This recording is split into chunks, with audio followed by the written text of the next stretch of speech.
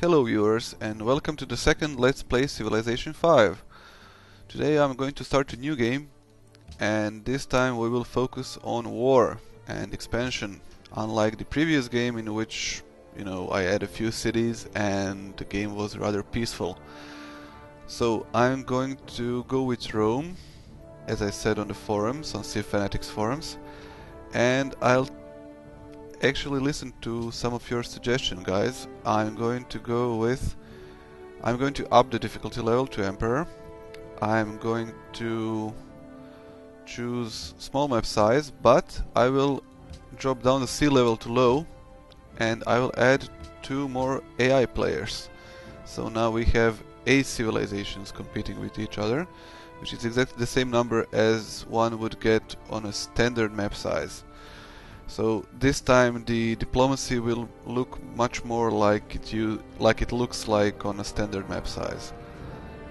And I'm going to take quick combat, and I'm going to turn off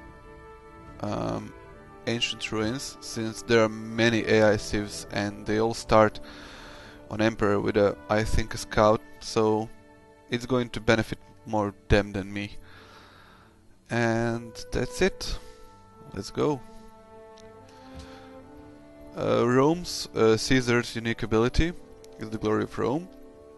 It gives a 25% boost on any building production that already exists in the capital. So our capital will mainly be building buildings, which will in turn, if they are built in Rome, get a 25% discount if I build them elsewhere. So for example, if I build a library in Rome first, every city after Rome will get a 25% discount on building a library.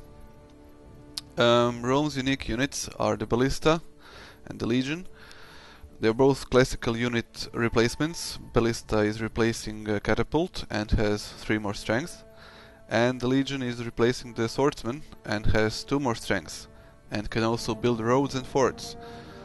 So we will try to use these unique units if we can, if we have iron, and we are going to expand. The Glory of Rome actually helps an expensive player, because any additional city will be faster to pick up new buildings. And also indirectly this helps your warfare, because your cities will be able to build some units since the buildings will be done faster. Okay, we have sugar, which is probably the best food resource, happiness food resource there is, and silver, which is also great because it's a hill happiness resource and also gives production and enables mint, which adds extra 3 gold to this tile. So this start looks great. It has some plains, it has a river, it has grasslands, forests, and I don't see any reason why not to settle in place. Since Rome is founded on grassland riverside tile, it will also enable Rome to give other cities the benefit of being able to build a watermill and a windmill. So this expands our bonus from the Glory of Rome unique ability. Okay, let's see. For the first deck we are going to choose mining, since we have silver. And since our second happiness resource is within the city limits already, silver is going to be the next pick for the border pop in 15 turns. And our second unit will be a warrior this time. I'm going to go with a warrior, not a scout, because I can upgrade warriors to legions for I think 110 gold each. So I'm not going to waste any turns on building a scout this time. Also, this terrain here looks like flatland also, so I won't be losing out much. Okay. I hope that we will have iron, because it will really suck if we don't. But since we are starting near desert hills and plains hills, I hope that's a sign, because it usually is, that we will have iron close to our capital somewhere. Okay, first bark camp. We are somewhere in the south, from what I can tell from dyes. Or maybe north even. I don't know. Anyway, let's explore the map a bit. Exploration is actually more important for a warmonger game than it is for a peaceful game, because many factors are important, especially if the enemy has a lot of resources, like horses and iron, which means it will have more good units, especially in the classical and medieval age. 2 turns till the warrior is done, and then I'm going to proceed with either worker or settler. Probably worker, but I'm going to go first with writing, and then I'm going to go with ironworking. The reason I'm going so is because I want to start with 2 cities only, if I can, and build some libraries, and then boost my way up to ironworking and to see whether I have iron or not. Okay, let's continue with a settler. This down here looks like a nice city.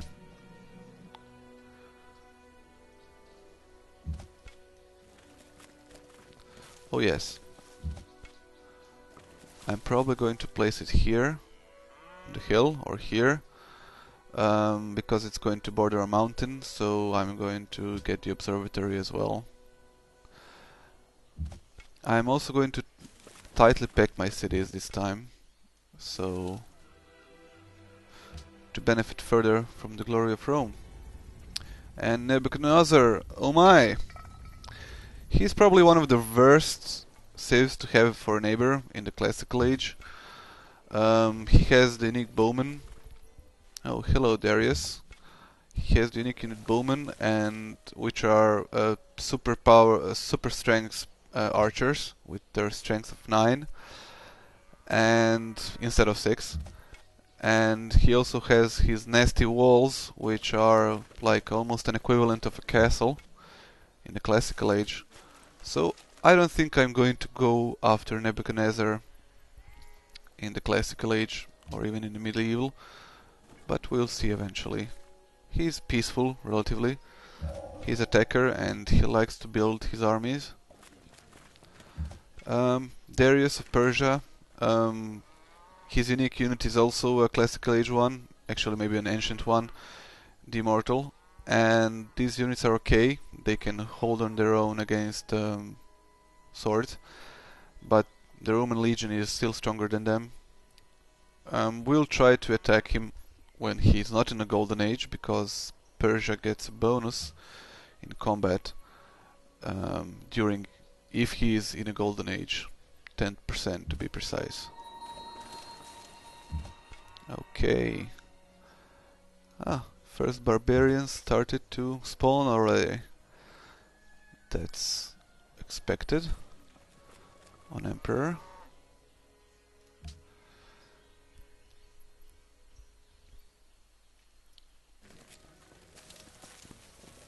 It's a good thing that I started to build a settler, because this city spot I'm not going to give to Darius that easily. He has a decent city though. He has marble, which means I hope that he will go for some wonders. But I'm also afraid that he will go for tradition and oligarchy, which is a very nasty defensive bonus for the attacker. But I'm going to get to that later. First, let's focus on our first expansion.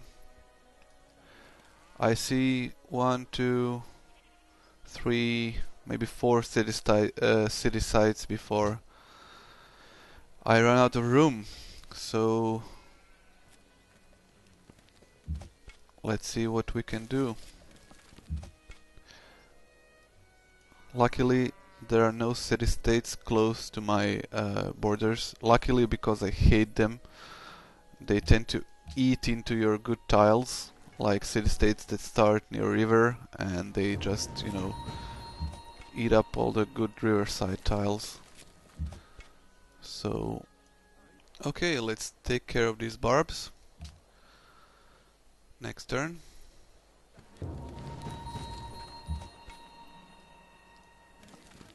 And Oslo, hostile maritime, and also has gems, which means he's probably going to be a good candidate for capture if he has some fish or some other decent food tiles. I can always cottage that city. I mean trade post, sorry. Bad habit from C4. 4 turns still settler, writing in 4. And aside from Darius, I don't see any more valid targets for a classical war.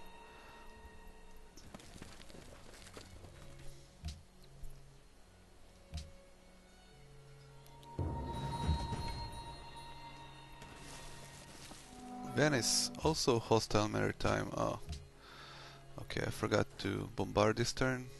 And the settler is ready. We're going to run him down to that sweet city side down there.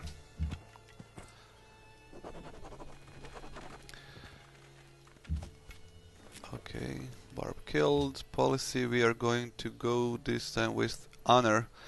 I would go with liberty, but seeing that Persepolis is, Darius is probably going to go with. We'll see actually next turn. But I'm going to go with honor anyway. Honor is a warfare-oriented policy tree, and I think I'm going to need it against Darius at least, and probably also against Nebuchadnezzar. Okay, let's get started on worker. Or another warrior, actually. And we are going to return this warrior later back to our lands as well. Okay. Let's rush down. Yep, he's not going to like it that I am going to build a city here, but who cares actually. And land beyond Persepolis is rather poor, so I guess he doesn't have any decent room to expand as well either. Okay, yes, build a city there. Get down for protection.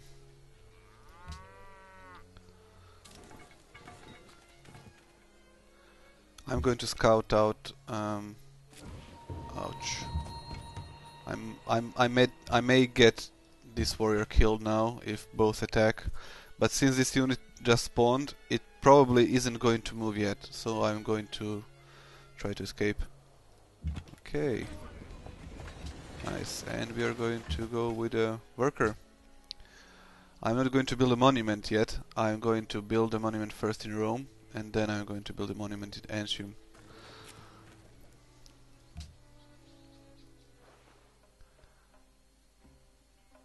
Huh, he's afraid. Because I have 2 warriors and 2 cities. Okay. Yes, see, this warrior didn't move yet. Now it will, but I won't wait for that. I'm going to go away. Okay. He's afraid, and he wants our lands. Okay. We have 2 happy faces. Our apologies. He's hostile now. He switched from afraid to hostile. Nice. Because he built his first warrior, I guess. Okay.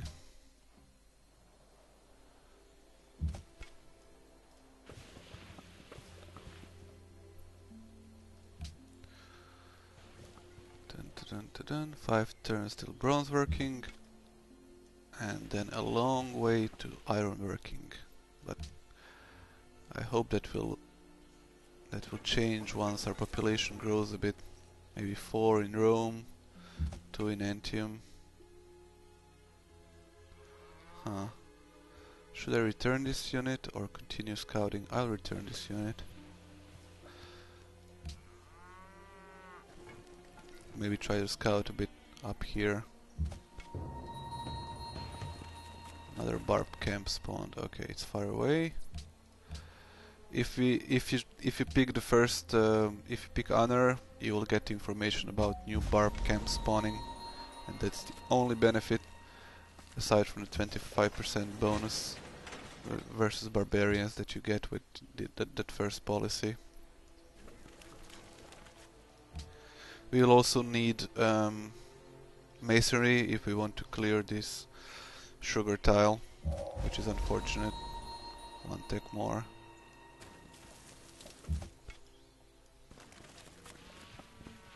Okay, 18 turns, that's not so bad. And after I finish this worker, I'm going to switch to another settler and see if I can grab some iron. And with this warrior, I'm going to go here to prevent some barbs from spawning. Fortify.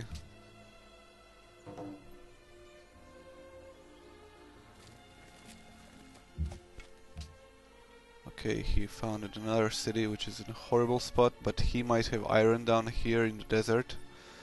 Wouldn't be unusual.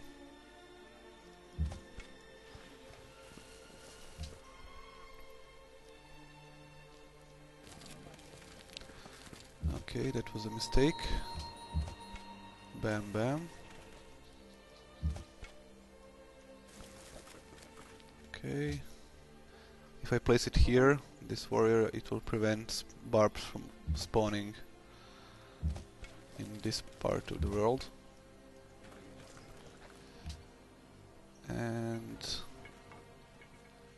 that's it. 1 more city will grow, and that's it for now until I hook up the silver.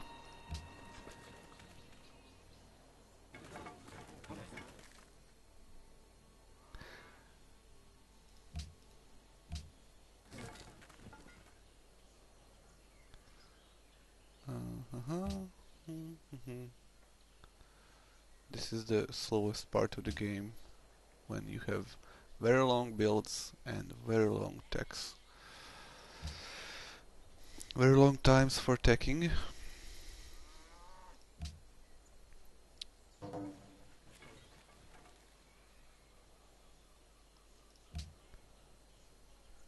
Let's see if Darius went.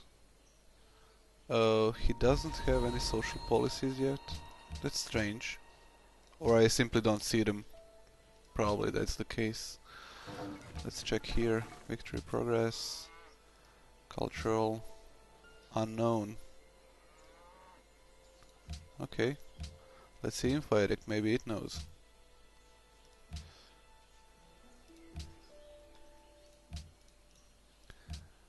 World Factbook. Social policies 1. And also Babylon 1, but I don't know which ones are they. Okay, never mind. Yep, Antium growth to pop 3.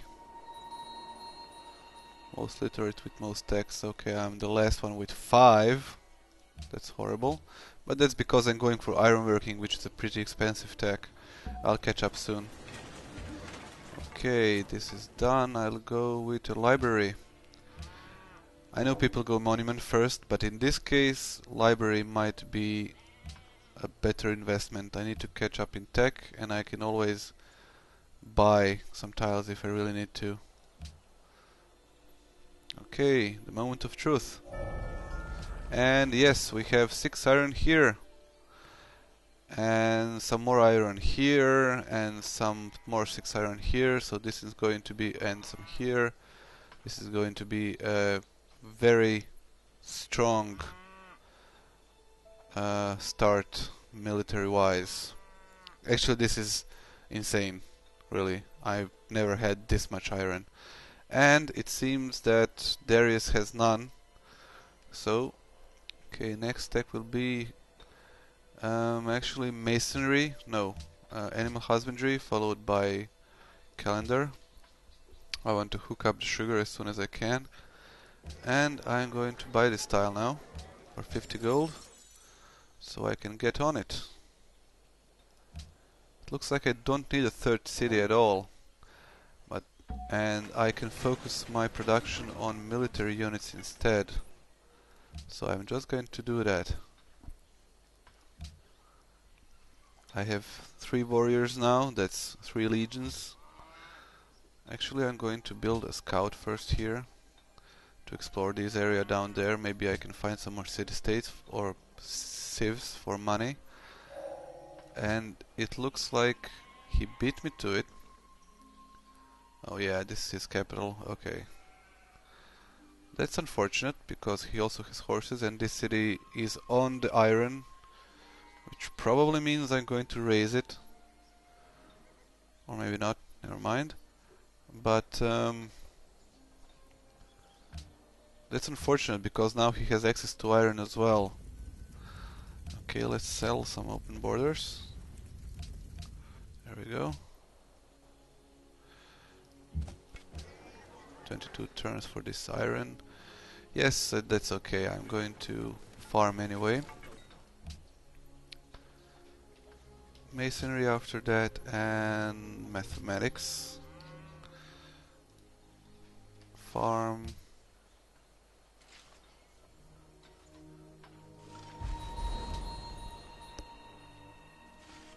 If I want to take out Darius, I need to do it fast. And then I'm probably going to longsword rush Nebuchadnezzar later. There we go. This is a fantastic production tile. 4 hammers. What do you want? Barbarians. Okay, I don't care right now.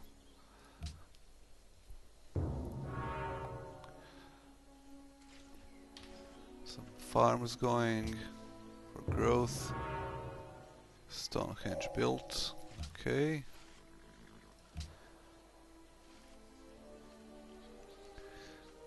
I'll need the money for my upgrades, but for now I can farm some more. Okay, he's continuing to pester me. 4 turns till masonry, and I can finally work this sugar tile. Okay, let's go, scout. Library next. 1 turn in Rome, so we are going to get a production boost in Antium. See, from 40 turns to 31. Okay, Rome will build a monument next, or I am 9 turns away from construction, and no, 18 turns from catapults, actually ballista. So now I'm going to cover some basics of warfare, especially classical warfare. We are going to get mathematics in 14 turns, 15 turns, and to build a sizable amount of ballista, let's say 3, we will need an additional, let's say, 20 turns. That's 35 turns. So the question you need to ask yourself is, can Darius produce any swordsmen or catapults in those 40 turns? And the obvious answer is that he can't. If he could, if he had iron, then my then I would have to rush the production even more. I could probably even need to go with only legions and forget the ballista at start, because if I give him enough time to build up, then it's not going to be good. He's going to kill my units. He has a lot of open terrain. There are no choke points where I can stop him, and he can just keep rushing me with units. So in this case, in the next 40 turns, he is not going to build any long swords or catapults. He is going to have his immortals and maybe some archers, and maybe 2 horsemen, which I need to look out for. And that's it. So I can go with my typical classical age rush with a few legions, 4 legions, let's say, or 5 even, and with 2 or 3 ballistae. With this guy here, with Nebuchadnezzar, it's going to be a little bit different. He has hills here, protecting his city, so I'm going to attack from here, probably, if he chops down this forest, and I'm going to put my legions here to prevent any reinforcements coming from his capital site. And once I take out this city and capture it, in which he has iron, he probably doesn't have iron up here. So if I capture it, his iron units are going to get a 50% penalty, which means I'll be able to finish him off rather quickly. Okay, that's it for now. Let's see if we can actually see their policies now.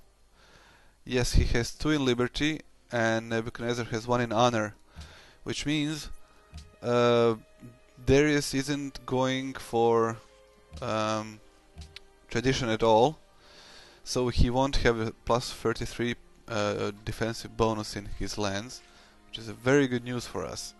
So I guess I can go with the Great General or Discipline, and that will be enough as a bonus for attacking his lands. I could probably pull it off even without going... Oh, somebody already lost its capital. That's nasty. So I might even not need to invest into honor. Go maybe with piety instead. But we'll see. I think I'll go with honor, at least for the first 2 policies. Some more iron down here, but it's only 2. And Venice has some iron as well. And Oslo doesn't have iron, which is good. The only way Darius can get some iron is if he befriends Venice, which is going to be, you know, hard because it's hostile. Or if he finds a city here, which is more likely. But still, it's only 2 or 4 iron and it doesn't scare me. See? Persia and Venice are now allies, as suspected. But it won't last long, I think. It's going to go away probably in the next turn.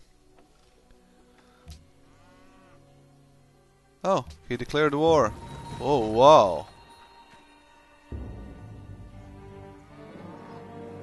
That's interesting.